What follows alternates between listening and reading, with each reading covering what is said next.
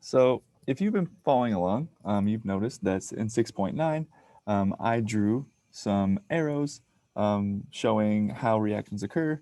And in 6.8, we learned about different fundamental reaction mechanisms that can occur um, based on arrows, and the same with 6.7. So it only follows that in 6.10, we should also talk more about how to draw arrows. It's something that we covered as well in chapter 3, where we had perhaps some acid, such as water, and when that acid came into contact with the base,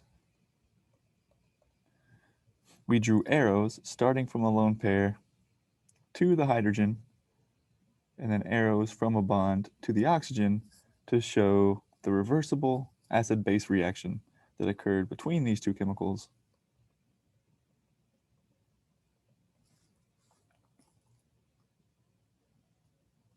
to give both here. So you all have a pretty good set of practice doing this already. So that's definitely some good news. And so since we have done so much bond drawing or so much arrow forming, just have a small reminder about what arrow forming is. So here as one example, or another example, let's just draw perhaps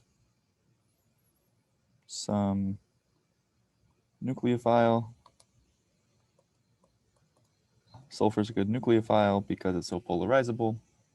So what we can do is have that react with, say, an alkyl bromide.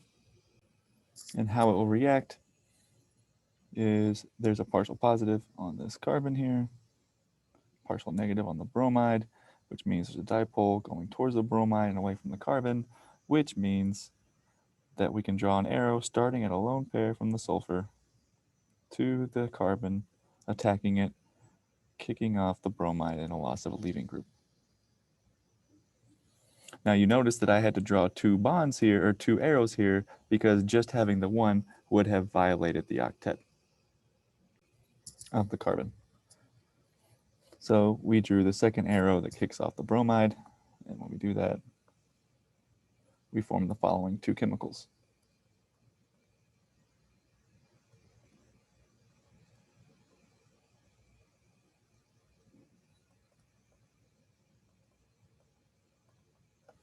There we are.